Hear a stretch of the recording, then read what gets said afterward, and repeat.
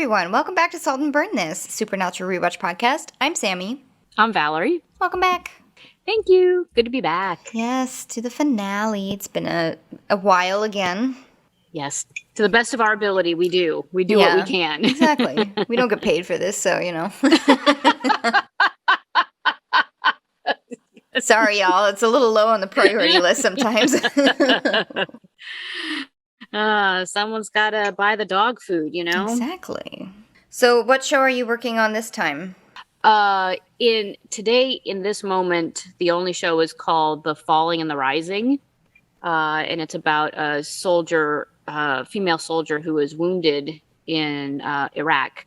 And she's put into an induced coma. Because she's suffered a brain injury. So they put her in a coma, and while she's in this coma, she's living all these moments. She's living these moments, but in her mind, other people are also living moments of lives of families of soldiers and soldiers themselves. And it's just really touching. She kind of goes on this journey and then, fights her way back to not normalcy, but is able to fight her way back so that when they take her out of the coma, she is somewhat herself, even though throughout the doctors, there's a through line of the doctor saying, hopefully this coma will help the brain heal, but, I don't want to make any promises. I see. And she hears the doctors, she hears all of this. So she's fighting against it. Right. It's a one act. It's really good. It's heartbreaking. You cry at almost every scene. Mm-hmm. It's another one of those. Wow, I had no idea contemporary opera could do this. You're right. Yeah, and that's great. So the Falling and the Rising. If it ever comes to you. So have you ever worked with Audrey Babcock? Yeah, she was our Carmen in Wichita one year. And that was the one that James Marvel did. Okay, good. She's in this, the Falling and the Rising. Fun. And she is fun. She's awesome. She was our Mrs. Lovett when we did Sweeney Todd at Wolf Trap. And it turns out that she grew up in LA on 3rd and Sweetser. Wow. Right? Which is 1 block from where I live. 1 block. And I was like, what? Yeah, because that conversation started with, I lived on the corner of West Hollywood and Beverly Hills. She's like, really, where? And I was like, well, Wilshire and La Cienega. She's like, really? I lived on 3rd and Sweetser. I'm like, Orange and La Jolla. Oh my we had this whole, it was kind of fun. Yeah. Yeah, but she's killer in this. She plays a soldier named Toledo, and she just kills it. Yeah, I can imagine. She was a really great Carmen. I felt really bad because during one of the runs we did yesterday, because we did our final room run, and I still bring the dog with me to rehearsal. Well, at one scene, at one point, Audrey falls to her knees and is crushed and crying, and Julietta was like, "Oh no!" and walked out and was sniffing her. It's like, "Are you okay?" I'm like, "Oh my god, no, Julietta, no!" Get the dog off stage. It was cute, but it was not the moment. Right.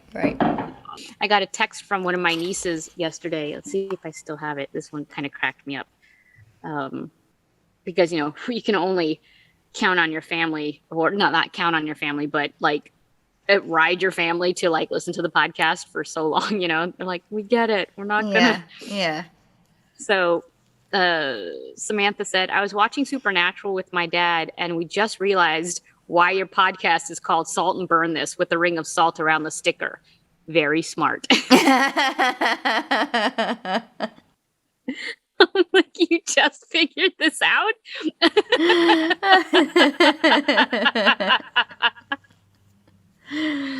Well, yeah, I'll take the support. No time like the present, I guess. This cracked me up. Oh, it's cute.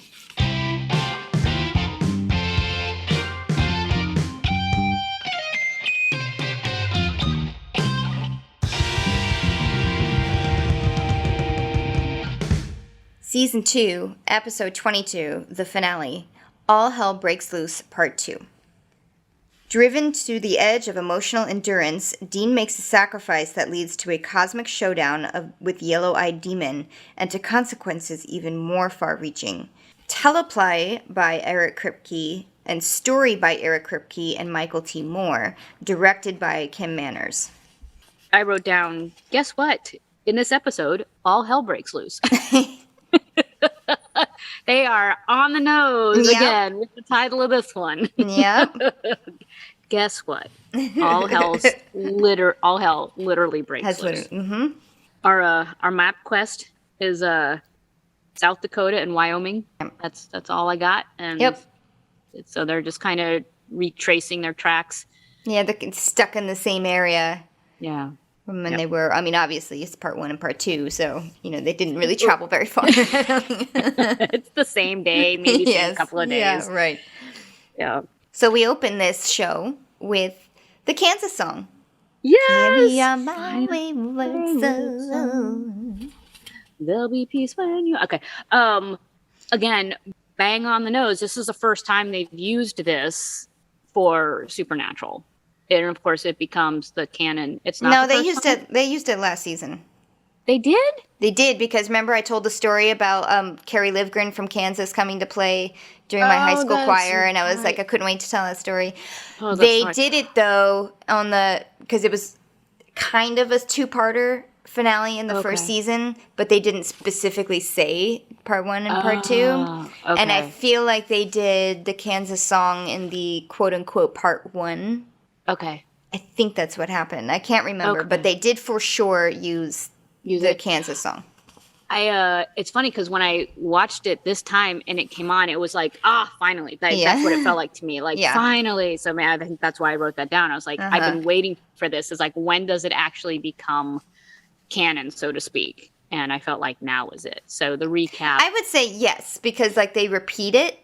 So they use it in the first season and it's just like a one-off song. But then once they use it again in the second season, that now it's like, okay, this is a thing. Yeah, it's a good thing. Mm-hmm. It's very powerful based on the connection, like the immediate connection you make with the characters to the song. Right. You don't have to search for meaning. There's nothing hidden in it's pretty spot on with the lyrics, and also that the band is called Kansas and they're from Kansas, and Kansas. Okay, so in the recap of this Carry On My Wayward Son, a lot of things show up. There's the cult. The first time they use the cult, flashes of it, shooting the vampire, I think. They go back to the Crossroads ritual, the first episode that they used that in the Crossroad Blues. Mm-hmm. And also Dad's Deal. They flash back to just the episode prior where Yellow Eyes talks about the plan. For all the special kids. And then the death of old Sammy Boy ends on that. Yep.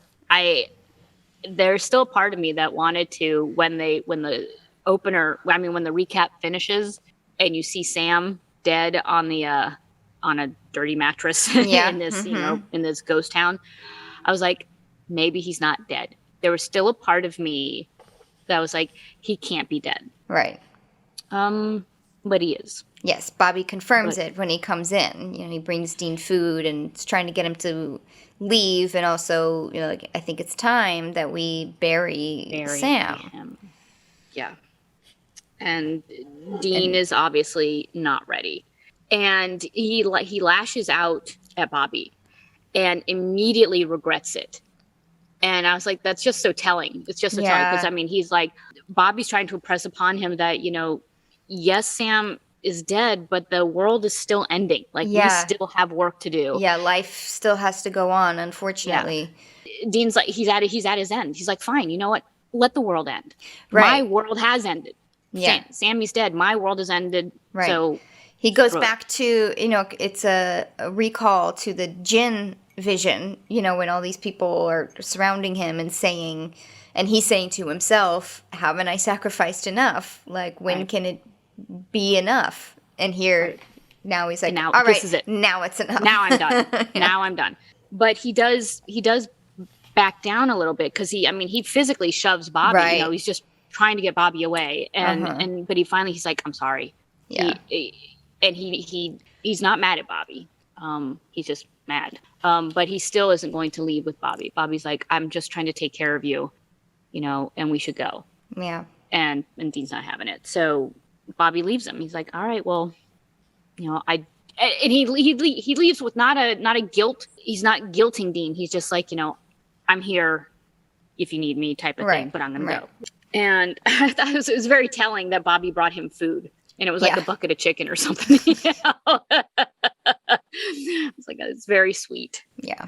It also doesn't help that Dean's been drinking. But Right. Well, they're usually drinking. Right. But I mean, Bobby makes a note of that. Like, you should eat. And Dean's like, I'm fine. Drink. Yes. Several bottles on the table. All right. So after the title splash, we cue in on Jake, who is camping out in the woods. He's got a tent set up, fire. He's sleeping. And because he's sleeping, then only Yellow Eyes pops up. Boing. But he is obviously perturbed that Jake came out the victor in his little contest. And he doesn't really hide it from Jake. He's like, great. Yeah, because Jake's like, I'm dreaming. He's like, well, give that kid a prize. You figured this out. You're dreaming. Yeah, right.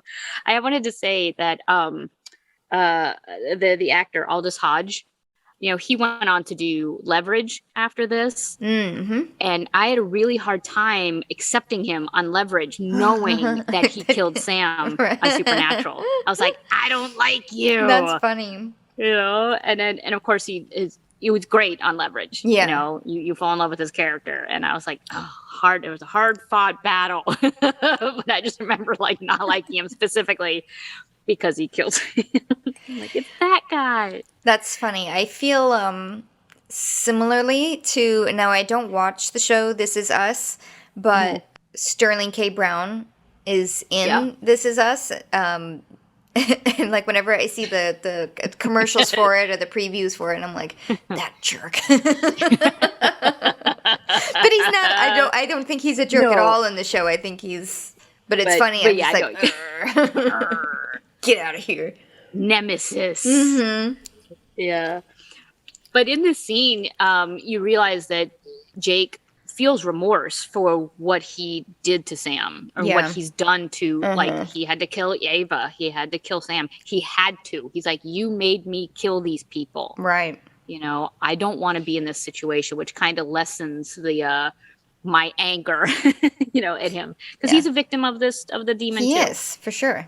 But, so once again, the demon tells of his plan, like what's right next. And he basically says, you have to keep doing what I tell you to, or I'm gonna torture your family.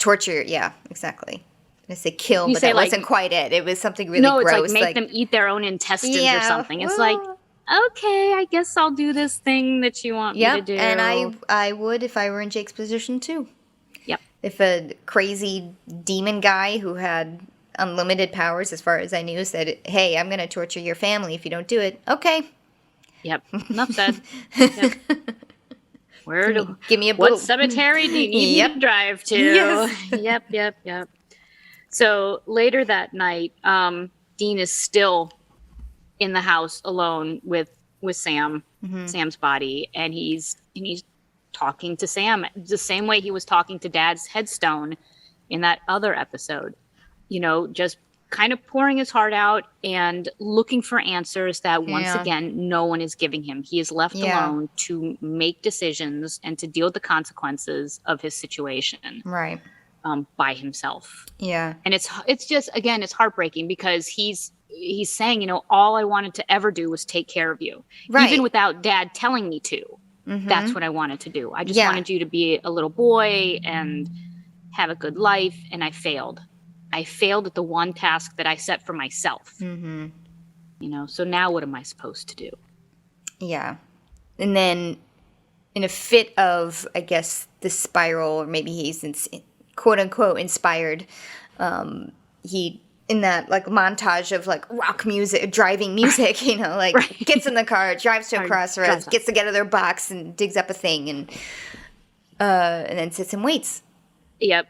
Calls up a crossroad demon. Yep. And one of the fans wrote that he actually drove all the way back to wherever they first went to the crossroads. I'm like, no, he just went to a crossroads. It's not the crossroads. Right. It can be anywhere where there are two roads meet. But because they did their own map quest, I was like, oh no, nah. I would argue that. I was like, pretty that would be a hard. really long drive. Yeah, because where was that? Missouri? Mississippi? Why it was Greenwood, Mississippi. Yeah. Yeah, from South Dakota. Like, I don't think they did that. I don't think so. That would have been a whole nother episode of just Dean driving. And then maybe halfway being like, maybe I don't want to do this. Yes. Like, so let me rethink this. Okay, sorry about that. Yeah, so, Crossroads Demons lady shows up. She's in a different body, but I don't know if it's the same demon as last time or just a different demon who recognizes him as well. Maybe word has gone down through hell, been like, oh my God, this Dean Winchester. All right. No, my assumption was that it was the same demon that smoked out of the body that he threatened her. Yeah. Because he made it sound like he knew her, not necessarily the body, but knew the demon. And I don't blame her for being kind of bitchy towards him since he, almost sent her to hell. Back to hell. Yep. Although my question was, I was like, where are the demons if they're not living in hell? When they're called to the crossroads. Right. I thought they were just hanging out in hell, but clearly they're not. They're somewhere else. I read something a while ago, and I was going to bring it up later when we get to another big demon that's coming up. Mm-hmm. But I'll mention it now and then also later. There was at one point I think in Kripke's head or in the universe, a hierarchy or at least job categories of demons, which denotes the different color eyes that we see. Aha. So like yellow eyes was a certain level of demon. The red eyes are the crossroad demon. That's a whole nother subset. Exactly. The cross-eyed demon. So then there's the black-eyed demons. The black eyes are just kind of your standard, like the pawns. Bees. Yeah. And then there's like other color eyes, and it was going to be like a whole system which went away, as we'll see much later on. Everybody's just black or sometimes red. So I would think that maybe the crossroads demons, like the red-eyed ones, they have their own little area. Yeah, like they're kind of sort of able to come and go as they please, but only as long as a deal is being made. Okay. Or maybe they're like riding around the surface of the maybe they're within a crossroads radius, like they're allowed to freely roam within a number of miles of a crossroads. This is me just making shit up. Well, that makes sense because the demons don't want to go back to hell. No. They say that over and over again. Yeah. I don't want to go back to hell or been there, done that. Right. So they're clearly not coming. But anyway, I just thought it was I was like, where did they come from? Where did they go? Right. Yeah. Yeah. I wanted to point out when Dean was waiting for this crossroad demon to show up, it went from that like charging rock music that and he buries his little box and stuff. And then he stands up, crickets. Literally crickets. All music has stopped, all sound has stopped, except for like chirp, chirp, and he's literally turning around looking for a demon, and it's like chirp, chirp. It kind of made me laugh, but not intentionally. I just thought it was a fun audio moment. Yeah. Okay, so back to this cross-eyed demon. Sam wants to make a deal. Dean wants to make a deal. Wants to make a deal for Sam's life for his soul. And he knows that it's in high demand. But she absolutely has the upper hand, and she knows it. She is driving a hard bargain. She's like, I don't care about your soul that much. Do it. I'll give me the 10 years. You can take my soul. And she's like, nope. Yep, and he just keeps lowering the number. And she's still like, nope. And at 5 years, she does the little sneaky, okay, maybe, and then just says, no deal. Yep. Leans in for the kiss and then pulls away like, no. Yep. And then walks away. And walks away until she hears Dean say, wait. What will it take? What will it take? That's what she wanted was what do I have to do? Yep. And then she she has the nerve to say, don't grovel. It's, it's not sexy. Don't grovel. And I'm like, you're making him grovel. It's like a dominatrix move right there. Right. She finally just says, I'll resurrect Sam, but you get 1 year. You get 1 year and no weaseling out of it, or I'll end the deal just like that. Sam will drop dead. She knows them. She knows these Winchesters. Sneaky bastards that they are. Absolutely. Yeah. I thought it was interesting when she first showed up, she didn't look around for a trap. So she must have already known that, Sam was dead. And that this was she going did. To be She happening. comes up and she's like, look at you. Says something father like son. Oh, that's right. Little Sam. She knew immediately that Sam was dead. But so Dean takes the deal. She says 1 year, no weaseling out. And he kisses her. Yeah, seals the deal with the kiss. Which really made the bile rise in my throat. I was like, oh, I did not. Ugh. And as soon as Dean kisses her, cut to Sam, eyes pop open. Yeah. And he sits up and he's like, what? Yeah. Confused. Yeah. But it worked. She kept her promise. Yeah. He wakes up. He's a little confused. He's in pain. He checks his back. And now it was hard for me to see just because I was watching with the glare on the screen. But is it like a scar? Did it already kind of scar up? It was already, it was like a healing scar. So it was kind of red and angry looking. But it was pretty gnarly, but it wasn't bloody or scabby or anything. Right. It wasn't a puncture wound of any kind. Right. I watched a show real quick where one of the characters gets shot in the shoulder, and he's dead, but he's put into this machine that revives him. And when he comes out of the machine, apparently the machine also fixes his clothes because there was no more hole in his. And I was like, wow, that's a really great device. Can heal bullet wounds and clothing. And men's clothing. Yes, that's hilarious. What show is that? Stargate. You had to ask. I'm not going to ask anymore. I'm just going to assume it's either Stargate or Psych. So here's another good argument that Dean was not in Mississippi, that he comes in through the door pretty shortly after Sam wakes up. Right. So not a 2-day drive. He was just down the road. Yeah. And so Dean comes back in and he sees Sam, and just the look on his face is like, it worked. He's relieved. He's relieved. He's like, oh my God, I'm so happy. Sam's kind of like, how did I get healed so fast? What's going on? And Dean gives credit to Bobby for being able to patch up his wound. I was like, and then immediately to kind of diverge the attention, she's like, you hungry? Are you hungry? Yeah. Could you eat? Because I could eat. Let's go. Let's go. I love that when Dean first sees Sam, he hugs him so hard and for so long that Sam finally has to be like, ow. Yeah. For Dean to let go of him.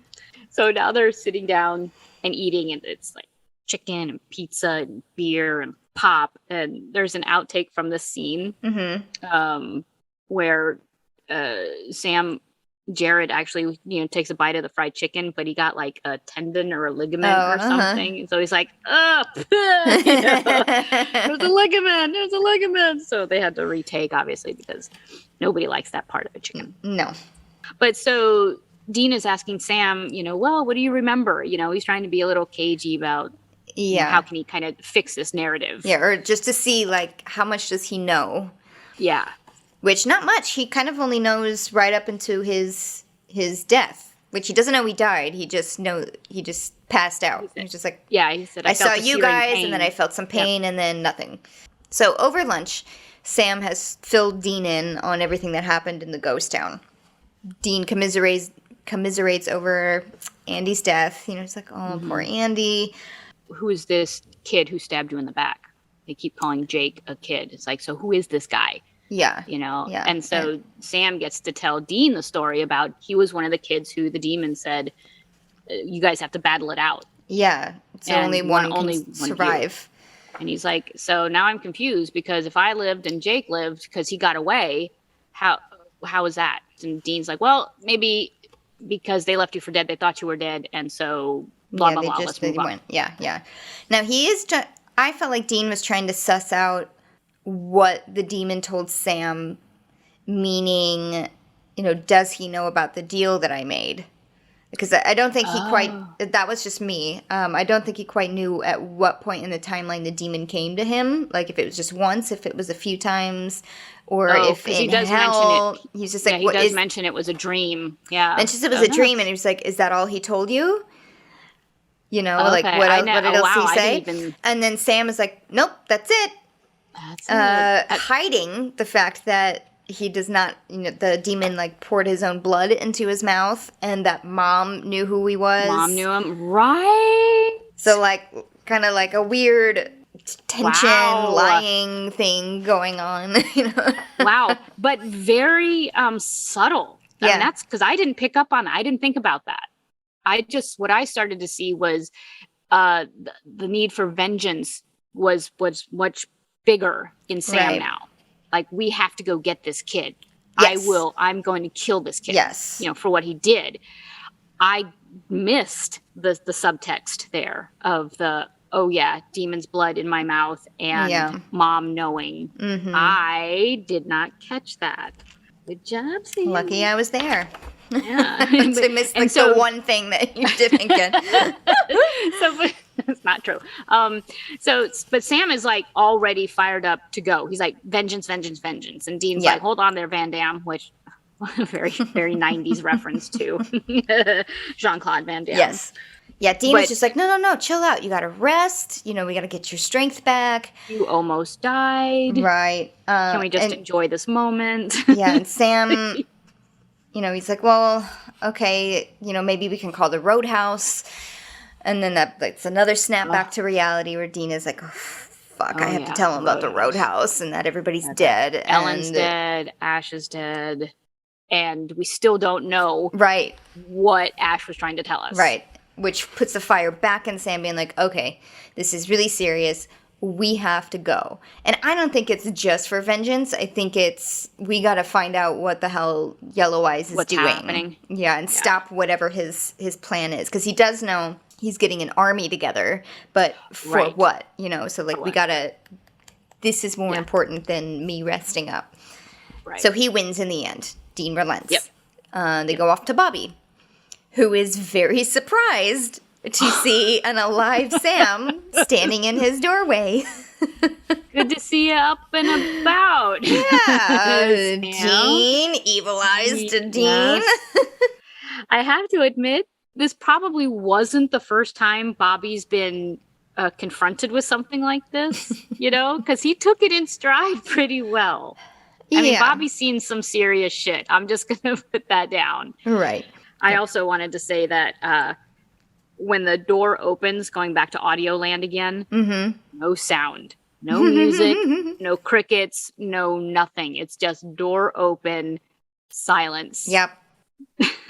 And then, I think more often than not, silence is way more powerful than, like, the absence of sound or music is more powerful than using music to emphasize a point.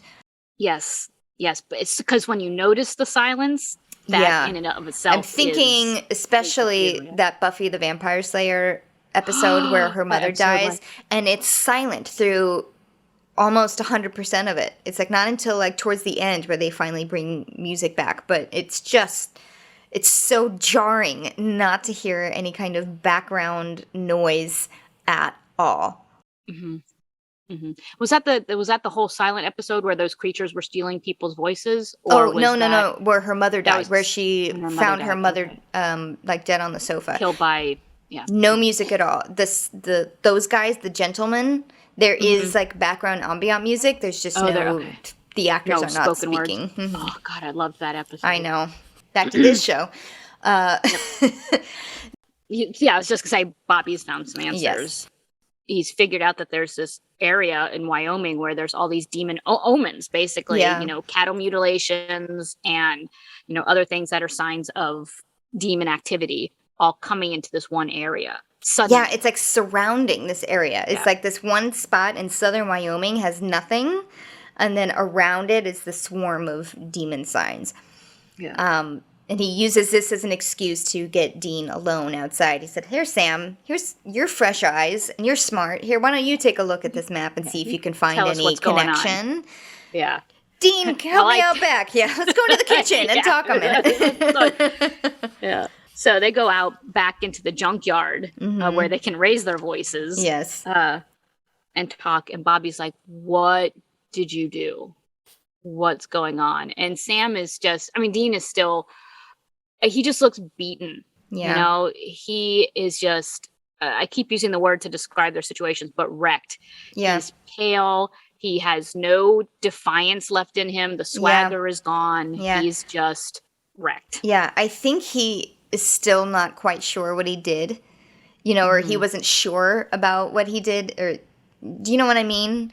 Like, Yeah, I think it was in such an act of desperation that he just did it without thinking, and he's still trying to wrap his mind around exactly what happened, what it means, and everything. And here Bobby's kind of literally slapping him back to reality, slapping some sense into him, being like, "You made a deal, how dare you? How do you think Sam is going to feel when he learns this? Because you felt a way about your dad doing this for you. Like, what is it with you Winchesters?"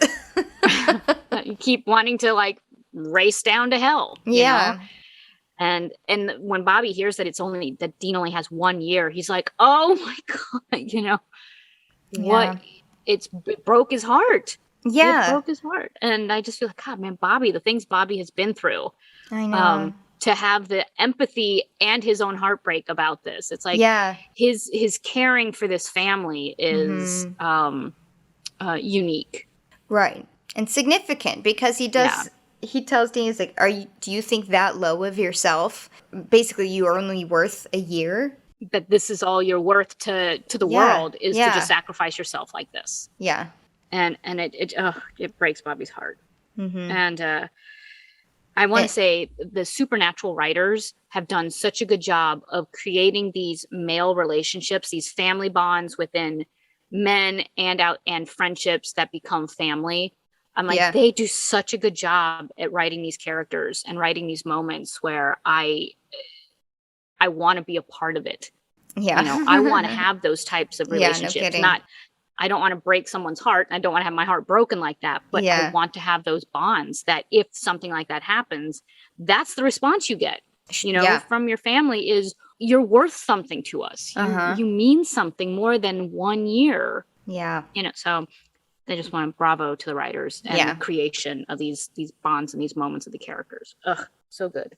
But while they're like staring at each other. Yeah. Oh, yeah. Dean is trying to make Bobby promise not to tell Sam what he did. You know, it's just like, please don't tell him, like, you know, take it out on me. Yeah. But please don't bring anything else to Sam. Like, don't let him know.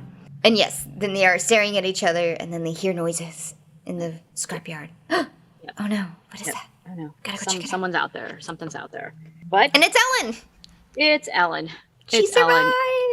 And the hug that Dean gives her is a lifeline. Yeah. I was kind of hoping in this scene, because they are out in the junkyard, I was kind of hoping they would do like a camera pan to the car that Dean smashed, you know, in season 1 when he was upset about Dad, you know. He smashed his own car. Well, but the first thing he did was smash like a window Honda of Accord or something. Yeah, I was kind of hoping they would just do a little callback to that. They didn't, and that's okay. The scene went on fine without Valerie's directorial idea. So Ellen, back inside Bobby's house, passes the holy water test. She's not a demon. Which I wonder why Bobby didn't do that to Sam when he walked in. You know? Well, probably because if Dean was with him. But wouldn't he do it to both of them? Yeah, maybe. Maybe just because the look on Dean's face was like, I did something bad. Yeah, maybe. Maybe. This was me, you know, I'm the dog who pooped on the rug. You know? Oh, I did it.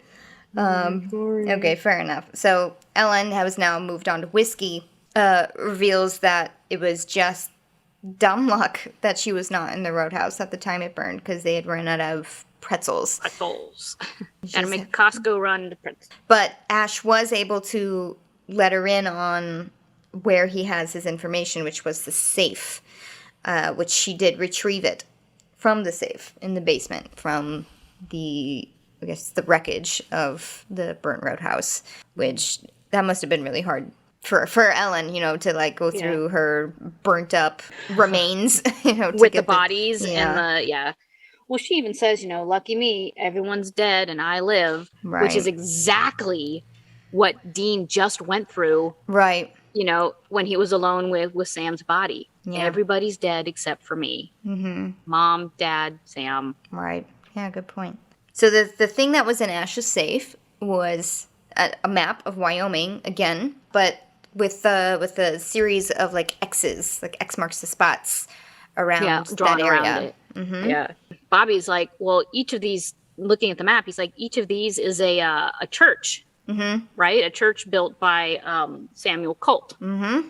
And look, there's railroad tracks connecting each of these churches together. And oh, look, if we connect the dots of the churches and the railroad tracks, it makes a pentagram. Oh, it's a devil's trap. I mean, wow.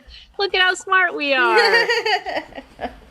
But the question is, now that they figured this out, is why is there a devil's trap here? What are they trying to, what was Samuel Colt trying to keep out of this area? And Dean's like, maybe it's not trying to keep something out, it's trying to keep something in, within the devil's trap, which I didn't think about this at first, but I'm like, oh yeah, within the devil's trap is where things will be kept, because the demons in other episodes have been able to walk into the trap, but once they're in the trap, they can't get out. Stuck. Right. But I think this one, because it's railroad tracks and they're iron, they can't cross it. Yeah. So, man, this Colt guy is smart. Yes, indeed. Smart. Not dumb like everyone says. Smart, and he wants respect. That's from Godfather, by the way. Oh, thank you. I didn't know where that was from. Okay.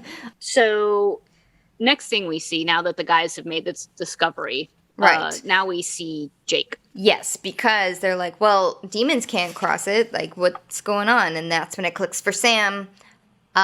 This is part of Yellow Eyes' plan. Yep, he needs a human, not a demon. A human with special powers for, whatever reason. Crossover, yep. So we see Jake, who has shown up in Wyoming on a deserted road.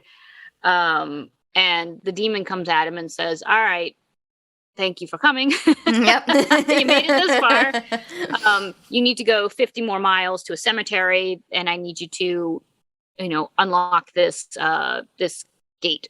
Yes, you need a key. I just can't go there, He doesn't explain it. Yep. Yeah, I just can't. Just remember, I'm going to kill your family if you don't do this. Yes. But this was one of my favorite little scenes, like this short little scene, is he takes out the gun. Oh. Just because I thought it was a little bit smart-assy. But, he mentions you need a key. The key is a gun. But this isn't just any gun. This is the only gun in the whole universe that can kill me dead. Here, take it. And then he just kind of like sits there, and Jake obviously takes it, looks at it, and then points it straight at Yellow Eyes, who is then, oh no, I'm shocked at this unforeseen turn of events. Who would ever think? I thought it was clever and very true to like a Yellow Eyes character thing. Yeah. For him to be like, this gun can kill me. Here you go. Yep. Ta-da. Try it. Yeah. Try it. Just try it. Guess what? Oh, no, it's not going to work. Yeah, you're not going to do it. I'm still going to kill your family. Yeah. But not only will he kill his family, but if he does this, if he does unlock this door and unleash what will be his army, because he is the leader, he's the winner, remember, of what Yellow Eyes calls the beginning of a new world order. Jake also recognizes it at the end of the world. This is going to be great for you. In fact, you're going to be like royalty. Yeah. You and your family will be protected for life, forever. Yep. And that's enough. That's enough for Jake to say, okay. Okay. And then undoes what's it called? The thing on the gun. The hammer. Yeah, the hammer. So he undoes the hammer, puts the gun down. I guess they go. Yep. So the next thing we see is Jake in the cemetery. He's made it to the cemetery, Mm-hmm. and he's making his way towards the center of it. But we also see The gang. Dean. Mm-hmm. Yeah. They got there first, and they're kind of hiding out in different areas, and they sneak up on Jake just as he's like now standing in front of the gate that he's supposed to be unlocking. Right. And I love that they all have guns, and they all kind of step out of the shadows and are pointing guns all at Jake. Yes. And Jake is super surprised to see Sam. Yeah. It's not the guns. It's not that he's surrounded. Yeah. It's that Sam is there alive. Yes. And he's like, I killed you. Yeah. And Sam's like, well, maybe you didn't. He's like, no. Yeah. I severed your spinal column. I severed your spinal cord. I know how to kill a guy, basically. Yeah, exactly. I know what I'm doing. You are supposed to be dead. Sam just does a little like, really? And, little file that nugget away for later. Yeah. Uh-huh. And then Jake starts laughing. Like the slightly maniacal. Yeah, it's like Sam's kind of makes a lame threat. I don't remember what it was. I just remember making a note saying like this was a really lame threat. but does say I'm not going to make that same mistake twice in reference to letting Jake go. Yeah, letting him live. Because he does kind of taunt him. It's like, what are you going to do? Kill me? Mm-hmm. Well, maybe I should have, Yeah. And Dean's like, what are you laughing at, bitch? Jake starts laughing. He turns a little crazy eyes. Yeah, he does a flash. He has like a demon flash in his eyes. And in that moment, Jake kind of turns to Ellen and says, hey, why don't you put that gun to your head? And against her will, Ellen takes her gun and holds it to her head. Yeah. And what's scary about this is that she has her finger on the trigger. And that scared me in that scene. Oh, right. Yeah. Clearly doing this against her will. She doesn't want to do it. And so now Jake has the same powers that what's his name? Andy. No, Max. Max had. Yes. Yeah. Well, and Andy's brother, the one who could make people do things. Wasn't it Andy's brother? Oh, I guess it could be. It's like a combination of both. Because Andy and Andy's brother kind of had the same thing. Because Andy could just say, hey, can I have your cup of coffee? And the guy would be like, yeah, here you go.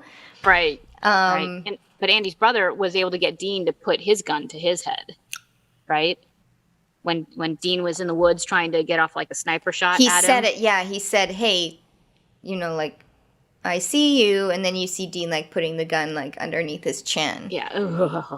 Whereas Max could kind of move things with his mind. Yeah. Like, he could pick up a knife out of thin air. Right. Without any kind of physical contact. Yeah, so he could tell items to do somebody, what to do, and not people. So I guess it was kind of a combination because to me, I saw Ellen, like, she didn't really want to do it. Mm-hmm. Like, she was the fear in her eyes. She didn't want to do it. Physically fighting it, yeah. Whereas the two guys who could tell people what to do, it kind of, I think, was like, oh, yeah, sure, here you go. I'll shoot myself in the head. Right. But anyway. But yeah, so Jake says, yeah, it turns out that Ava chick was right. If you just put your mind to it or open yourself up to what the demon was saying, you can do anything. Yeah. And he's kind of gleeful about this newfound. Very. He had 50 miles of walking to the cemetery to work on his work on this new power. My question is, Jake says, he has Ellen put the gun to her head. Ellen, of course, is still Ellen. She's like, just shoot him. Shoot him. And Jake says, well, she'll be dead before you guys kill me, so don't do it. Mm-hmm. Why didn't he tell the guys? Why didn't he mind control the guys? I know he couldn't do Sam, but he could control Dean and Bobby and make them put their guns down or make them put their guns to their head. But he didn't. He just said, put your guns down. And they did based on the situation, not because of him forcing their hands to put the guns on. Yeah, I was a little confused by that because to me it looked like Bobby was fighting it a little bit. Like he was physically forced to put the gun down. But Dean didn't look that way. Like Dean, it took him a second to actually do it. So it looked like Dean's was a choice. Obviously Sam's was a choice because their powers don't work on each other. Right. So yeah, I was a little confused. I wasn't sure if it was through powers or through we just don't want Ellen to get hurt. We just don't want Ellen to die, right? Like, everybody puts their guns down, except for Ellen. And he says, thank you. Yep. Turns around and then finishes his quest of opening up lunges the gate. for the gate, inserts the Colt into the barrel of the Colt into the gate like it's the key into a lock. Right. The boys all lunge at Ellen and knock her gun out of her hand. Yes. And it fires as they do that, which means Jake was going to kill her anyway. Yeah. And I was like, you bastard. Yeah. But as soon as Jake like inserts the gun into the lock starts spinning. And Jake gets shot. Yeah, like you see 5 times. several shots going into Jake's back. Bang, bang, bang, bang, bang. I thought it was the Colt firing. I thought it was the gate, the key, because as it's spinning, I thought like, oh my God, whoever unlocks this gate gets killed for their efforts. But it wasn't that, because as Jake falls to the ground dying, we see it's Sam. Sam is just like unloaded his weapon into Jake. Yeah. And he has the look on his face. Eyes. Yep. That's what I put, was dead eyes, because then Jake falls to the ground. He's literally begging and pleading Sam, please don't, please don't. Whatever he's saying, please don't. He's already dead, right? Like, he just like had 7 bullets like shot into his back. Right. But all his bravado is gone. This is like his powers are gone. Yeah. The facade of power is gone. He's just Jake. He's Jake, the victim. Yeah. But Sam doesn't listen. He still unloads the rest of his clip into Jake's. 3 more times. I'm assuming it's into his head. I would assume so as well. They didn't show that. Exactly. He does get, Sam does get blood splattered. And he has the same look on his face the way Dean did when he saw that vampire, on the piers when I forget which episode it was, but it was when Dean was out of control. Oh, it was the first time that we met Gordon. You just said his name. Gordon, right. And he cuts off the head of that vampire. Oh, yeah, and he's just like gleeful blood. About it. Yeah, exact same look on his face. And like Sam just kind of nonchalantly wipes the blood off his face like, ain't nothing but a thing. Right, yeah. The other 3 are walking slowly towards Sam. They all kind of look at him with a little trepidation. Bobby and Ellen walk towards the gate, the door. Dean goes straight to Sam and is just kind of looking at him, not really knowing what to think, because this is a 180 from Sam's usual behavior of, no, we don't kill anything, basically. Yeah, right? Exactly. I feel like when Bobby first walked by him, kind of gave him a slightly knowing look like, oh, this isn't good, Yeah. And then kept on, like, not going to talk about this right now. So he went on to do bigger things at hand right now. Bigger things are happening. Yeah. Oh, God. But yeah. And so Dean is like, this is. But then the attention focuses back to the gate, the lock, which still my question is, why didn't they just like pull the gun out? They just look at it for several minutes. It feels like click, click, click, click, click, click. Yeah, it's untumbling. The locks are untumbling. They're just kind of watching it happen. They're like, oh no, what's happening? We should run. They all like turn and like run from the gate. They jump over tombstones, take cover. Yeah, it's not until it's done that then Dean pulls the gun out. But it's like, couldn't you just relock it?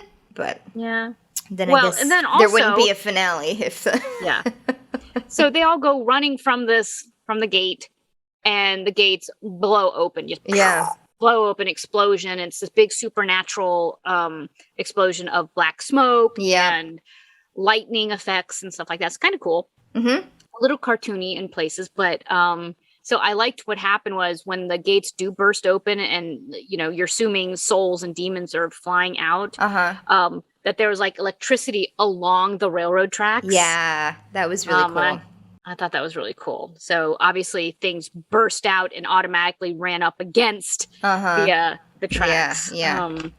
So some were contained. Yes. I feel like because you do see like a few seconds later after that like demon smoke explosion, kind of a close-up of one of the tracks that has been ripped open by a demon. I feel like that was the demon like almost sacrificing himself to burst open the iron so that Yellow Eyes could then walk through. Yeah, because it was only in one spot. So as far as the camera showed, so who knew? Yeah. There may have been several other suicidal demons. Well, Bobby says earlier, when they were first talking about the Devil's Trap and it being, railroad tracks and iron, he said it would take an atom bomb to burst open this trap. So I'm thinking that the shock waves of this gate opening must have been so tremendous. Yeah. That it just blew the... I felt that way too. It'd been like... That's what it was. The earth trembled so much. Yeah, exactly. It was big. Yes. Big. Long story short, it was big. It was big. It was a big explosion. Now suddenly, Ellen knows what this is. Yeah. Suddenly, she's like, it's a devil's gate, a door to hell. I'm like, how? What? How? You couldn't have thought this information earlier? Like standing in front of it, or while you were waiting in the graveyard for the guy to show up with the key to the gate to hell? Agreed.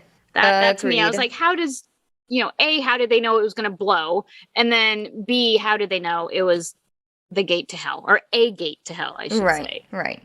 And now they decide they need to close the gates. Now that they let the gates blow open, which, knowing how big this explosion was, I understand why they didn't try to physically hold the doors. Stop it, yeah, yes. Right. But now that they see, it's like, okay, maybe we can approach the doors. From the sides and close the door, yeah. So in the meantime, though, spirits and black smoke are all... Did you catch, and this is what I was like looking at while you were setting up, because I read it somewhere and then I was trying to look for it in post. The flashes, so there's a lot of black demon smoke, but then there are also like those like kind of whitish flashes of actual figures like kind of walking through, like ghosts. There are some from their past captures. The woman in white is there. The Hookman is there. The Reaper is there. I thought I saw the guy that they, from the Sixth Sense episode, the farmer guy who tortured the girl year after year after year. Right. I thought I saw him. Oh, no, Sam, you have to go back and watch this again. It's really, really hard to catch, and I would not have noticed it had I not read it beforehand. Okay, because what I thought I saw specifically was a trench-coated figure. That's what caught my eye. That was probably the Hookman, yeah. Okay, because I saw it, and of course that's not what I thought it was at first. But I did specifically see a trench-coated figure come out. Yeah. And I was like, ooh, that was a nice touch. I did see the woman, like before I read that, it was like a woman in a dress, but it did not connect. It was me that it was the woman in white. But it's like gosh! And that one was right at the opening, like after the big explosion and after Yellow Eyes walks through, you see his feet. And then the camera kind of zooms in a little bit towards the door, and like it's just everything's pouring out. Yeah. And it's like right towards the end, she's right at the entrance of the crypt of the door. You just blew my mind. I didn't. Oh no, they're out. I know, and I was like, oh, that's smart. Why did I not connect that? That, of course, they sent all of these creatures back to hell. And now they're let loose. Oh, tune in 20 years later to see. So. Wow. Now, press pause. I know. Yeah, you're going to have to. You're going to have to. But it's hard to catch. Oh my God, I'm totally going to do it. Refresh my coffee, and I'm going to go and just sit there like this and go, oh, you're right. So, so the tracks are broken. Yellow Eyes has walked in. They're trying to, Bobby, Sam, and Ellen are trying to shut the gates. And but Dean has the Colt still because he pulled it out. And then he connects the dots. He was like, wait, Yellow Eyes had this. He gave it to Jake. So does that mean it turns around? Oh, guess he's right behind me, isn't he? He's right. Yes, right. he's behind me. So so there's Yellow Eyes. Dean goes to shoot Yellow Eyes, and of course, Yellow Eyes is able to psychokinetically rip the gun out of Dean's hand, and into his own, and throws Dean back. Right. Yeah, boy shouldn't play with Daddy's guns. Yes, because poor Dean gets. I know. Gets beat up, but I mean, he's a mere mortal against like the super powerful demon. Why did the demon just kill him? I'm just gonna put that out there. Can demons not kill people? Is a question I have. I think right now, maybe not, because later, although it is, well, anyway.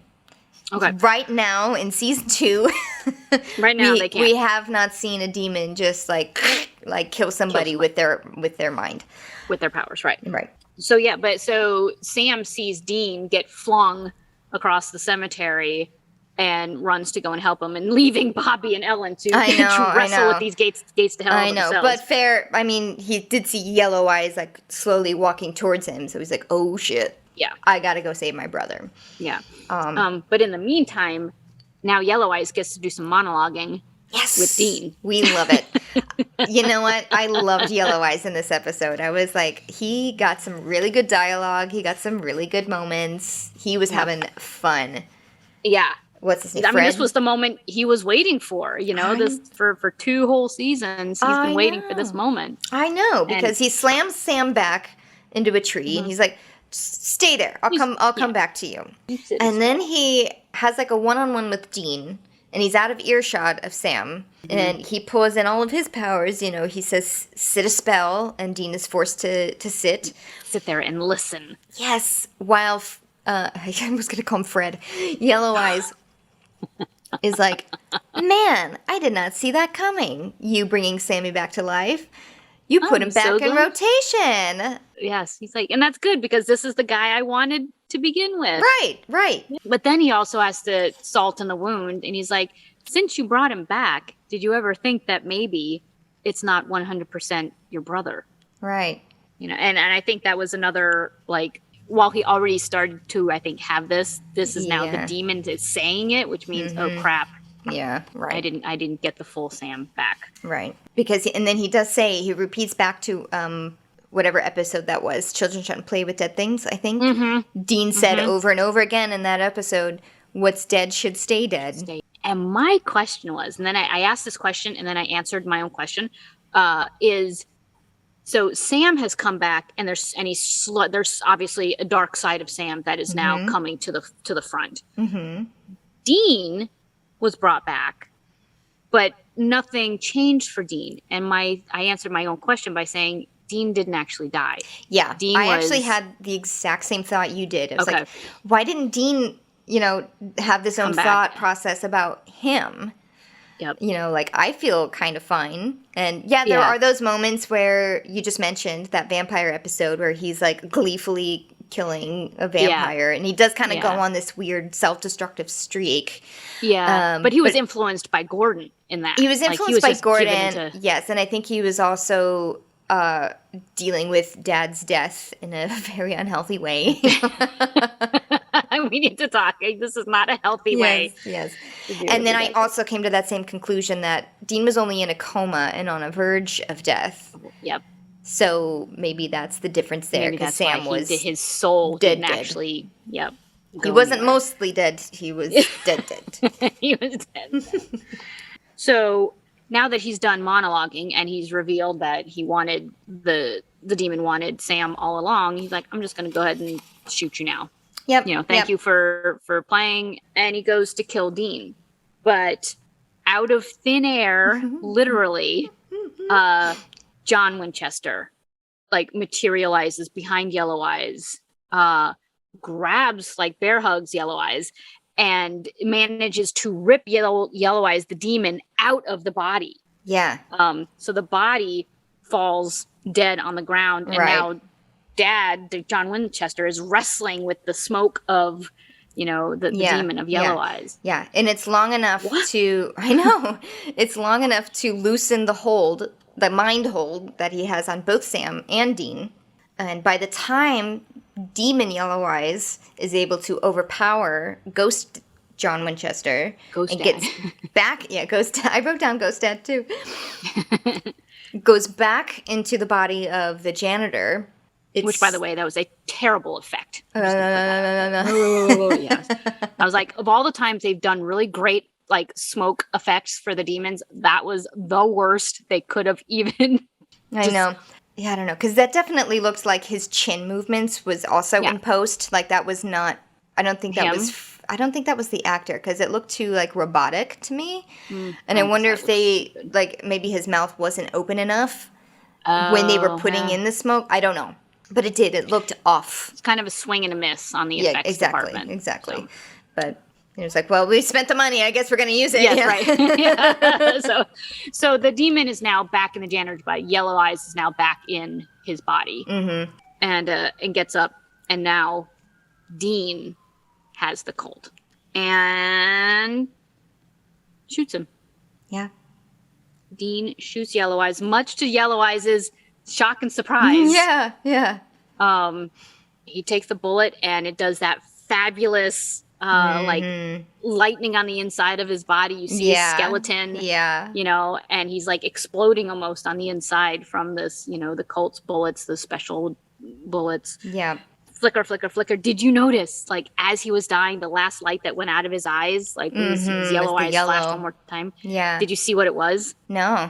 It was the shape of a skull in each of his eyes. The last thing you see is like a human skull. Ooh. Yep.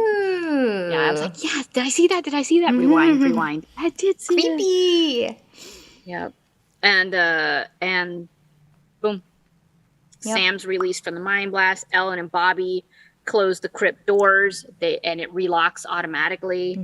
And they all kind of look up and take a breath, and Dad is still there.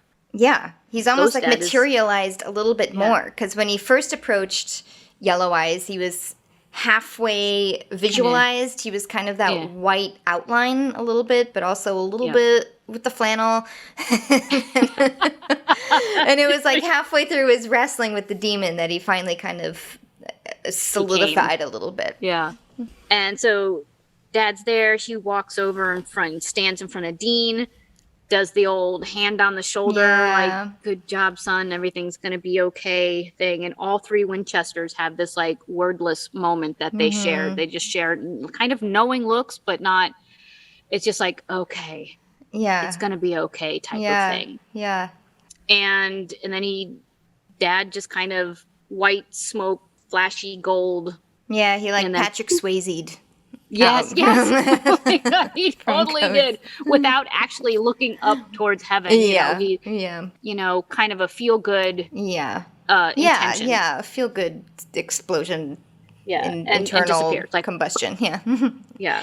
So I was just to know, I was really bummed out that he had like a physical moment with Dean, and he was just like, good job, son, and then just looks at Sam, Sam. Like there's no like physical connection there. I was really sad about that. But they were not able to get Jeffrey Dean Morgan on the day of that shoot, so they shot the scene way earlier and like on a green screen type of situation, and it was the three. I'm assuming it was the three of them like physically doing stuff, and they had Sam initially covered in blood because this was like.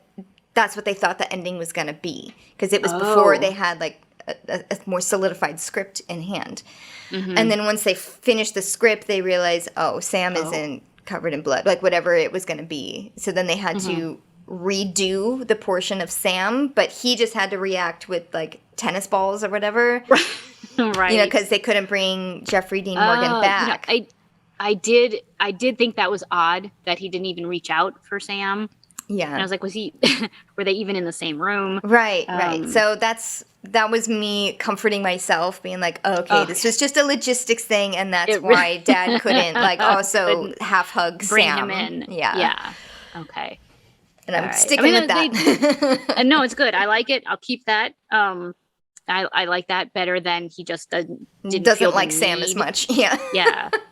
It also could have been that maybe he sensed a change in Sam. He could have done that. Yeah, he could have done that too. But in that moment, I will say that Sam, there was no vestige of the dark side of Sam in that moment. I thought that it was done in that moment. I was like, the demon is gone. So maybe Sam's darkness is gone. Right. Yeah. I thought the effects were just a little cheesy with Dad poofing away. But I was like, this man clawed his way out of hell. Yes.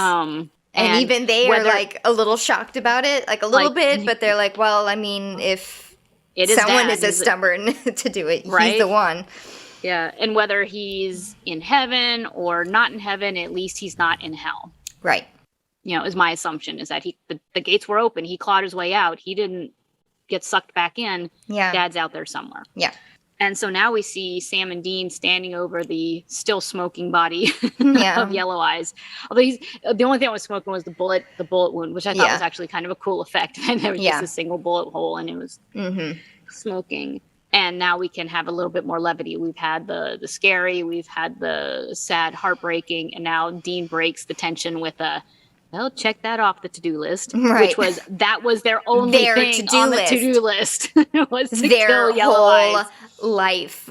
Yep. Their whole life. They have been chasing this demon. Yep. So, check. You're right. And Sam rightfully is like, I don't really know what to say, because this was it. This was our was our mission, and like mission completed. Accomplished.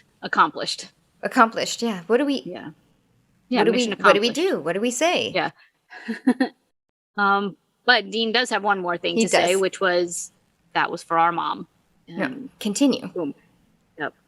And that reminded me. He said, that was for our mom. You son of a bitch. Right. You said, because what I was going to say is, what he ends up saying reminded me in that moment of The Princess Bride, when Inigo Montoya ends up killing the five-fingered man. He's like, what do you want? Six-fingered man. That damn five-fingered man. The six-fingered man, sorry. He's like, what do you want? I'll give it to you. And he's like, I want my father back, you son of a bitch. Yeah. Oh, yeah. That was for my mother, you son of a bitch. Son of a bitch. So now Sam asks. Oh, yeah. So now Sam can confront Dean about that whole moment with Jake, because he says he looked like he saw a ghost, and he said that I was actually dead. Dean tries to brush it off. He tries to just say, can we just have a moment? Like, we just accomplished our life's goals. Exactly. And Sam's not having it. He's no. Like, he keeps pushing, and he's like, he can tell when he's lying. Dean says, like, no, you didn't die. And Sam says, Dean, I need to know the truth. And he pushes so hard that Dean doesn't even have to tell the truth. He can just tell on Dean's face, on his reaction. They can't even look at each other. No. Like, Dean can't look at Sam. It's Even Sam at one point kind of comes around to try to face Dean, to do face-to-face, and Dean still can't look Sam in the eyes. Yeah. God. And, so Sam figures it out just by looking at Dean and his reaction. I died. And he's like, did you sell your soul for me? Yeah, he says that. It's like, did you make a deal? And Dean doesn't answer. And then Sam's next question is, how long do you have? Knowing that the answer was yes. 1 year.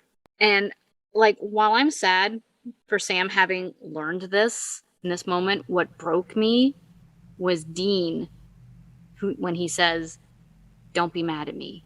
Yeah. Don't be mad. He's like, don't do that. It's like, that would actually break Dean. Right. Is having, and I think we all know that feeling of wanting to keep peace and wanting to keep other people happy. And it's like, I just couldn't take it if you were mad at me right now. Right. It's like, I didn't know what to do. This, again, a moment of desperation. I just wanted to protect you. That was like my job my whole life. And he's not being defensive. That's the thing. He's not being cocky and defensive. He's like, please don't be mad at me. Yeah. I had to do this. And I was like, oh God. Yeah.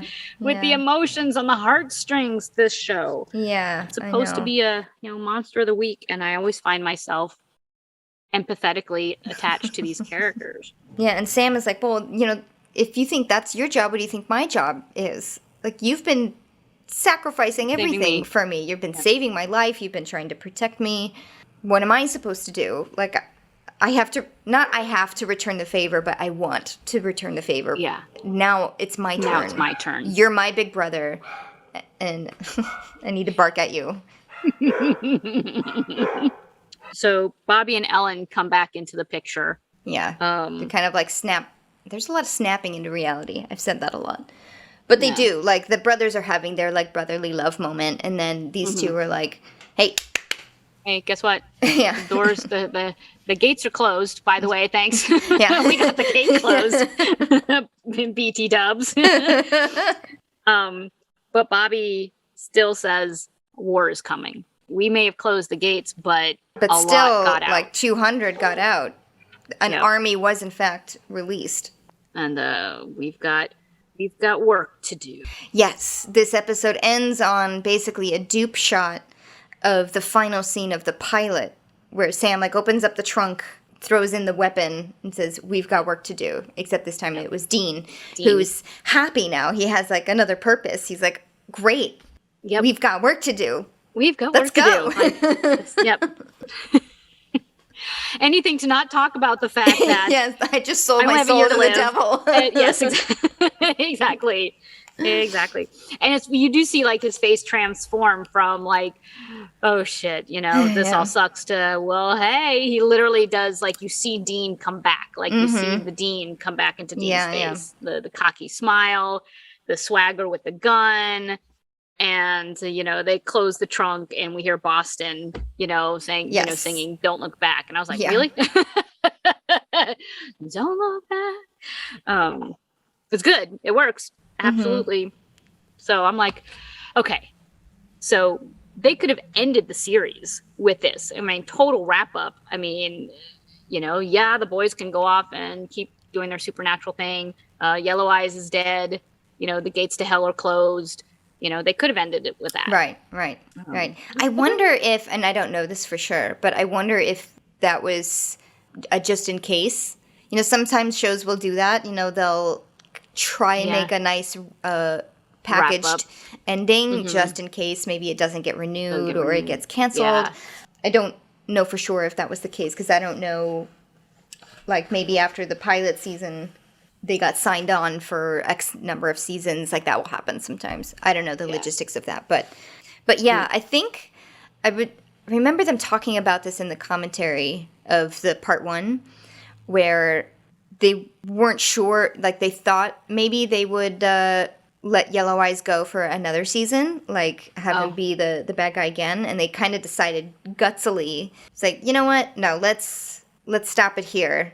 And then we'll move on to something else. Because even with the special children, the psychic children, they were going to have that go on for even longer. And they decided kind of at the last minute. And I think that's what the whole ending change was when Sam was covered in blood versus what actually happened.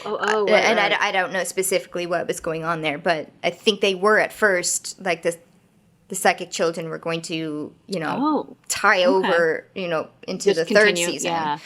And they kind of said, you know what, let's also just like wrap this up. There's kind of not much we can do with them because the psychic children are not that interesting. It's hard to visually show psychic abilities. Yeah. Yeah. Well, and they're fairly easily conquered because they are human. Right. And having those abilities obviously weighs on them. Yeah. I don't think any of them handled it well. No. Except for Andy. Yeah, Andy was like, oh, cool. Yeah, cool. Gay porn that I can inflict on people. Yeah. I'm glad they ended the Yellow Eyes story at this point. I am too, in hindsight. It's like you can have the bad guy, but it's like, but they left us with, again, the demon blood and how did Mary know Yellow Eyes? Like that storyline is still out there. Yes. So it's not like Yellow Eyes is completely gone because of his relationship with Mary is still there. And also his plan is still set in motion because he tells Dean Sammy's back in rotation. He can still keep going. And this was before he obviously knew he was going to die. But the army is still released. What's the army for? Right. What's going to happen? Yeah. I mean, they literally just opened a Pandora's box. Yeah. Like, who knows what's out there now? Yeah. So the writers have carte blanche to bring new monsters of the week, new nemesis, new either it's a of the week or if it's an ongoing storyline, a character that just keeps coming back. So now they've just pretty much opened the door to anything. Yeah. And I'm excited about that. I am too.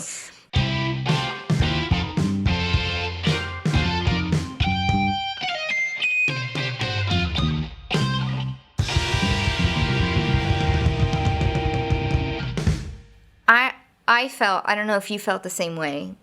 I was a little shocked that Yellow Eyes was done, meaning it felt like there was more of him. Like maybe he made such I don't know if I'm trying to explain this well. I feel like there were more scenes of Yellow Eyes than there actually was. Like I'm remembering more of Yellow Eyes, but maybe it's because he made such an impact in those. He's literally just in like he's in 3 episodes and in not very many scenes. Like as Fred, the actor, right? Right. You know, like they show glimpses of his eyes and he's like a shadowy figure burning. But to see his personality in Fred, and I guess he was in Dad that one episode too, but. Right. Well, here's a question for you. You and I have referred to him only as the yellow-eyed demon. Mm-hmm. Someone down the line names him. Yes. So this character is referenced further down the line. So maybe that's why we think. Maybe. Or maybe there's like flashbacks. I assume he does come back later, not physically like to life, but in various ways. Does. Yes. Yeah. I feel like we do see him again because I'm remembering scenes of him in it that we have not yet seen. Yeah. I think there might be flashbacks. I think because again, we learn his name. So if he's dead, why would anybody be referencing him? Why do we learn his name? But still, I'm a little like, oh my God, there was only 3 episodes of him. Such a big character. I know. And he was only in like, well, that's like, when we first met Bobby, I was like, yes, it's Bobby. And then he was gone for like 6 episodes or 7 episodes. I mean, and of course, the moments that he is in are just they're memorable. Mm-hmm. Yeah, I loved this season.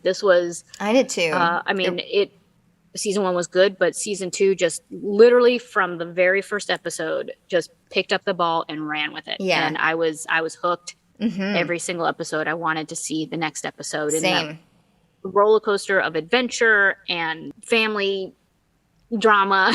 Yeah. No, absolutely the same. There were a lot of surprises, meaning like, oh, I don't remember this episode. I don't remember this monster. I don't remember this plot line. So yeah, I'm excited to get to season 3 because looking at the my next DVD box, I didn't really look into it. I was just kind of doing a little flip through basically, and I was like, oh, there's a lot in here too that I'm like, what? Yeah, I looked at the titles and I was like, I don't recognize, like, because usually you can get the plot of the episode just by the title, and I was like, I don't remember this. No, I don't recognize that. So I'm looking forward to literally rewatching, not because I love this episode, but because of like what have I missed? What have I forgotten? Right, exactly. And I'm glad we finally got to the Devil's Trap cemetery scene because that's what I've had in my head for a very long time. I thought that actually happened in season 1, which is why when season 1 ended, I was like, wait, what about? I think the same thing. I think that there was what I thought the end of the part 1 and the end of part 2 were 2 different season endings. Like for some reason. But now that I'm thinking about like the timelines of things like, Dean's deal and everything, I was like, okay, that like, and when Cass comes into the picture, right? It's like, okay, no, that makes sense that these are combined into one. Right. But a while ago, I was like, Sam dying is the end of a season, and then the next season is when the Devil's Gate thing happens. Right. So we are all confused. I'm glad we're rewatching it to straighten it all out. Yes. So question for you, Sammy. Yeah. Are we doing a recap? I would like to. Episode? Okay, good. I would like to, because that was fun. Yeah. So that will be our next episode. And then we'll get started on season 3. Woohoo! Season 3. We did pass our magic number. I know. 5,000 we did. Downloads. I never actually put that into the published episode. Well, because then it started like we had to like put on several breaks and like we were both like so crazy busy, and then I was like, what, this is maybe a lofty goal to have, but you know what? We were very, very close. I didn't think we were going to make it. No, my initial goal was to hit 5,000 by the time we hit our 1-year anniversary, which was just a couple weeks ago, I think, which I never acknowledged. But happy 1-year anniversary to us! Hey, happy anniversary! Yeah, the February, right? Yeah, February something, and I wrote down the date somewhere, but I don't have it in front of me. But yeah, I was hoping we could get to 5,000 just because it would be like a nice, neat little like woohoo goal. But then when I was looking at the numbers, I said this is probably not doable, especially since we cannot put the time in to like properly market it and like get it out there and be pushy. But it kind of happened sort of anyway. It's like maybe a week or two behind. I'm going to say it happened. I'm just going to say it happened. Well, it didn't because it was in March, but but it seriously was very close, like way sooner than I thought that it would happen. So yes, 5,000 downloads. Yeah, yay us. I mean, yes, yay us. And my dad said, "So what happens at 5,000?" I said, "Nothing." He's like, "Oh." Thank you so much for tuning in. Thank you for being part of our 5,000 downloads, which means a lot to us, even if it doesn't really mean anything. Please try and rate us on Apple Podcasts. It really, really helps us just kind of boost us just a little bit. Subscribe to us. Spotify does ratings now, right? Or at least just likes. They can rate. You can do likes on episodes. Yep, right. But you can't overall like the So anywhere podcast, that you can either like or rate or anything positive. Please. Yes, please. That would be great.